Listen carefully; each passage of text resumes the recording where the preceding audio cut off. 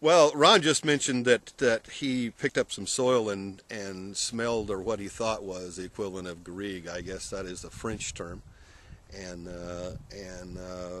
in this particular case, when I was building this vineyard or constructing this vineyard, I actually had previously read the book Terroir, which is I think a must-read. Oh, that's a great book for a vineyard owner and for one who intends to construct a vineyard. And with a probe, I actually went around on these different slopes and analyzed what I thought was the terroir of this vineyard, and decided that this vineyard had characteristics different than most in Lake County, and maybe for that matter in other areas. I can't say, and I know Napa has quite a diverse soil characteristics, and as well as Sonoma. But I think for Lake County, this is a little bit different vineyard than most. So what do you think are the unique characteristics? Well, the rock. I think there's a lot of minerality in this soil, and I believe that imparts minerality in the fruit as well.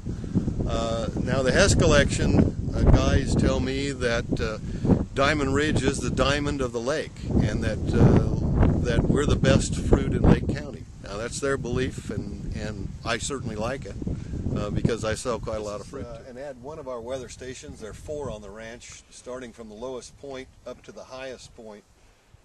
This is AdCon telemetry here. Every 15 minutes, it's the temperatures and humidities are recorded, as well as rainfall on 2 of the units.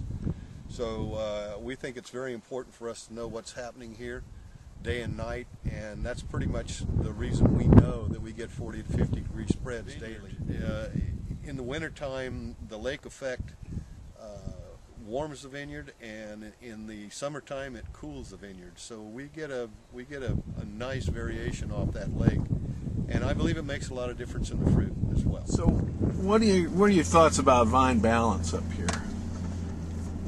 This particular vineyard, we pay particular attention to the water early on. We don't like to give it too much. Here is another portion. This also carries in this red dirt. Carries into block 7 there. And this is alluvial soils that came off this hill.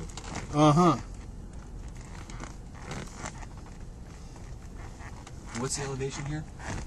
The elevation at this particular place is probably around 1,700 feet.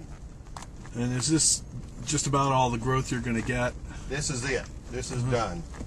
If you'll look at the tendrils on the vine, they're done, and it's not pushing much anymore. So that's come out to some real nice balance in these vines.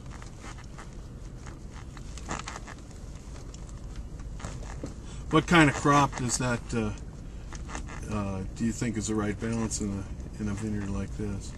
We try to satisfy our wineries. That's the main key here. And we think that around 5 tons is probably a good balance for the vine, as well as the fruit quality. So if you crop lower than that, you tend to get more leaves and more veg? We feel that way, yes. Though, you'll notice, usually your fruit doesn't have much veg in any case. It does not. And I think that is a characteristic of the soil and the ranch, the permeability of the soil.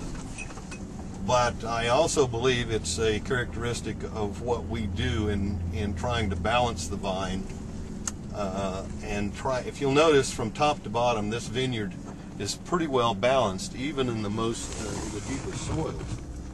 The cane is balanced with the fruit, and that is a plan that we follow annually.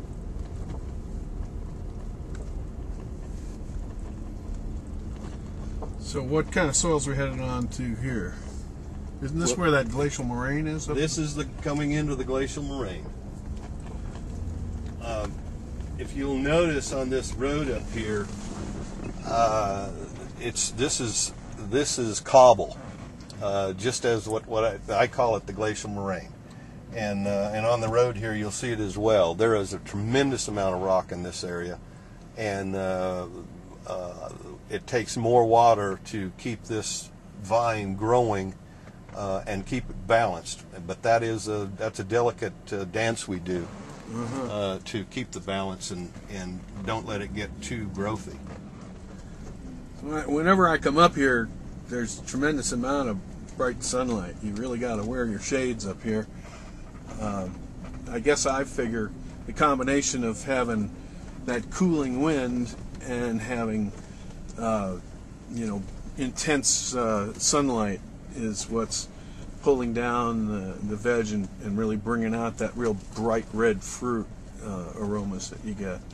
I agree with you, Clark. I believe that's pretty much covers it. We do not get sunburn up here per se. And I think a portion of that is we try on the morning side to leaf pull and lateral pull in these vines early, so that we get good sunlight in on the cane and in turn on the fruit.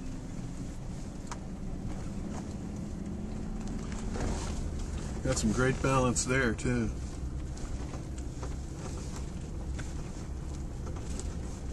So what are we looking at here? This is clone 7 on the bottom and clone 337 on the top. Oh yeah, that's what we make those big cabs out of up in Napa.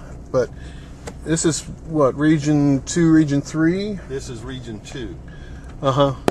And so you're getting a lot more fruit out of it here. Exactly.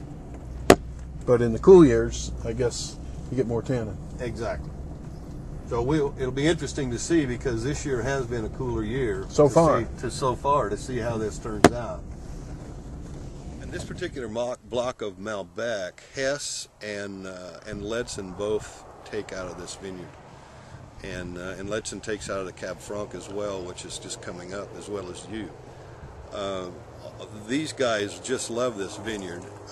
Dave Guffey tells me that we are the majority in their Hess Select brand, which is going now for around $18. We're the majority, and that is a 3-region brand. It's now. So what do you think they're looking to you for in the blending component? My understanding, the last blend that they did, we're at 47%. But what characteristics are they after? Well, they're looking for they're primarily clone 4 and clone 337, so they're looking for that big fruit bomb. Yeah. And they like that. And then Ledson likes the big tannic, heavy wines, which I prefer as well. So which clones does he get that off of? He's getting that out of clone 10, clone 8, clone 7, and 337. So he throws a little 337 in there as well for the fruitiness. Yeah, yeah. And the 10, of course, is the German clone that's very, very big, very tannic.